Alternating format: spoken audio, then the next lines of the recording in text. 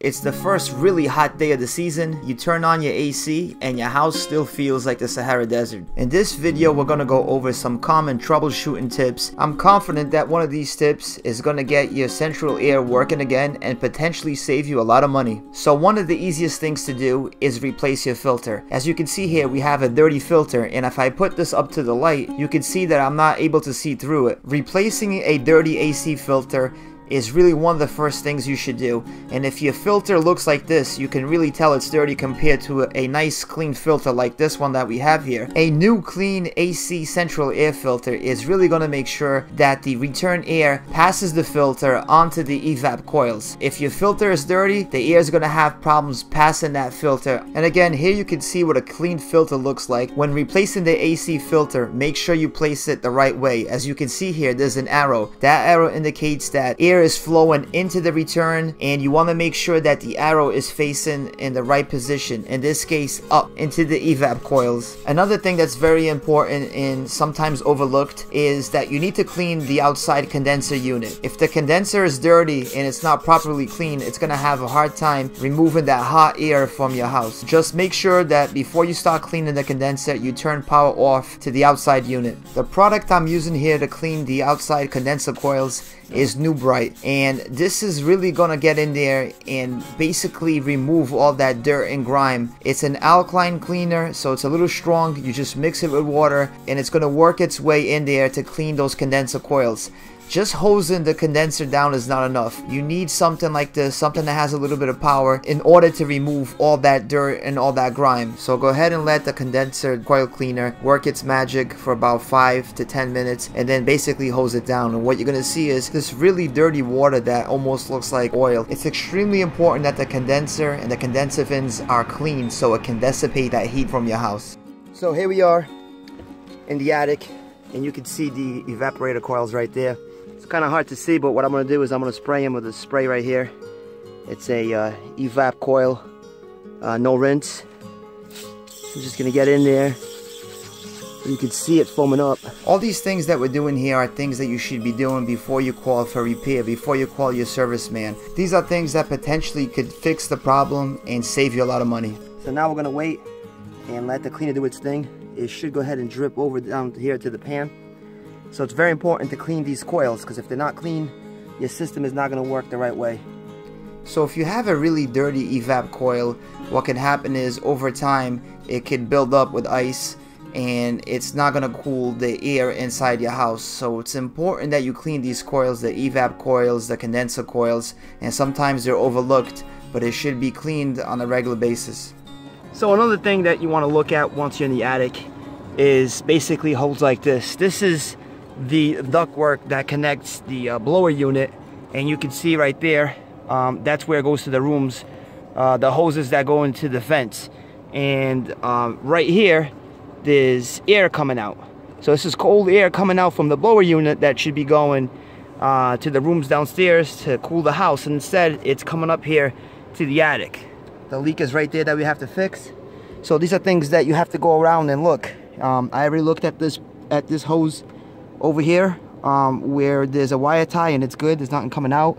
So that's what I'm inspecting right now, just going around the blower unit and feeling for leaks. Another one right here. Leak. So initially, this is the reason why I made this video. I had somebody come over here and look at my AC. Every time they came, they charged me $300 and they couldn't figure out the problem. The gas levels looked good, but it turned out that in my attic, the AC was escaping from the ductwork. And as soon as I sealed this, my AC was efficient again and it started working properly. So another thing that could happen is your outdoor condenser unit could go bad. And when that happens, the first thing you're going to notice is that the fan on the condenser stops working. And when that fan on the condenser is no longer spinning, it's not going to be able to dissipate or remove that hot air from your house. And in turn, your house is never going to cool down. So when it comes to the outdoor condenser unit, really there's two components inside that make it all work. It's the contactor and the capacitor. So the capacitor is basically, think of it as a big battery. It holds the charge and then it gets the compressor and condenser to work once you switch on the the AC. And what the contactor does is, once you go over to your thermostat and you call for AC, it's basically the switch that turns on the condenser fan and the compressor. So once in a while, one of these components will fail, either the contactor or the capacitor.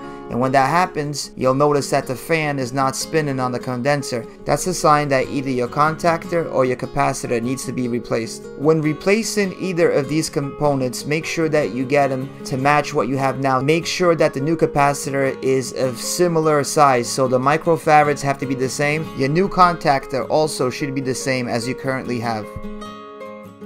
Also, on your outside condenser unit, make sure there's clearance all around and it's not covered by bushes, by trees, debris, whatever it is. The condenser needs to be able to breathe, needs to be able to have clearance in order to pull that outside air into the condenser coils and then push it out with the condenser fan. So that's how it's going to dissipate and remove that hot air from your house. So make sure you trim back anything that's blocking your condenser. Another thing you should be aware of is delta T testing.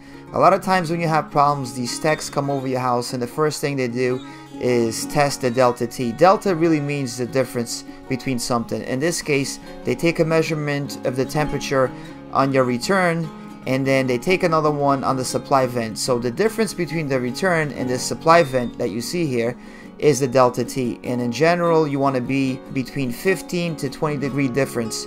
And even before you do any of the testing that we previously did, if you do this and you notice that you're not in that range of 15 to 20 degree difference, that you have a problem. And it might not necessarily be some of these problems that we talked about. It could be that you're low on gas and you have a leak. So if you want to know for sure if your AC is efficient and if you do or don't have a problem, the simplest thing to do is take a delta T test and make sure you have that 15 to 20 degree difference between the return and supply.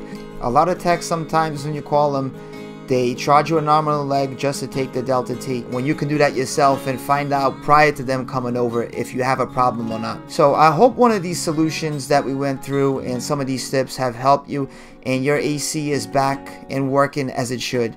If you like this video, if it has helped you, let me know, leave a comment, put a like, and share with us what you did to fix your AC. Thanks for watching. We'll see you in the next video, and don't forget to subscribe.